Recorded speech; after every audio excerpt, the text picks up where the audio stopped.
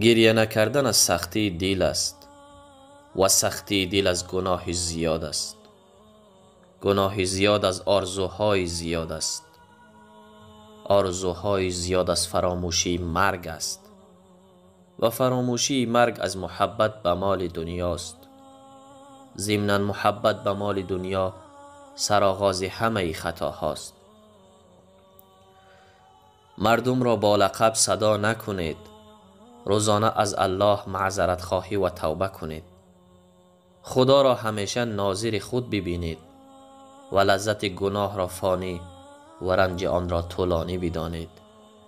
بدون تحقیق قضاوت نکنید و اجازه ندهید نزد شما کسی را غیبت کنند. صدقه دهید. چشم به کیسه مردم ندوزید. شجاع باشید. مرگ یک بار به سراغتان می آید. کوشش کنید بعد از خود نامی نیک به جای بگذارید. دین را زیاد سخت نگیرید و با علما و دانشمندان با عمل ارتباط برقرار کنید. مکار و حیله‌گر نباشید. حامی ضعیفان باشید. اگر می دانید کسی به شما قرض نمی دهد از او قرض نپرسید. نیکوکار بمیرید. خود را نماینده خدا در امر دین بدانید و فحاش و بزلگو نباشید. بیشتر از طاقت خود عبادت نکنید و رحم دل باشید. با قرآن آشنا شوید تا می توانید به دنبال حل مشکل های مردم باشید. وقتی پرنده زنده است مورچه ها را می خورد و وقتی که می میرد مورچه ها او را می خورند. زمانه و شرایط در یک لحظه می تواند تغییر کند در زندگی. هیچ کس را تحقیر یا آزار نکنیم.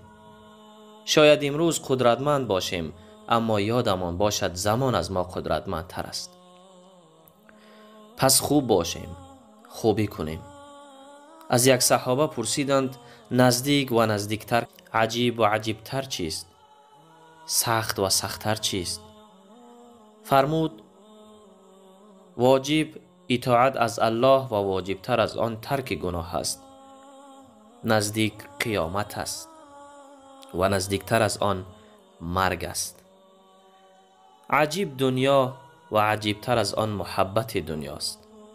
سخت قبر است و سختتر از آن دست خالی رفتن به قبر است.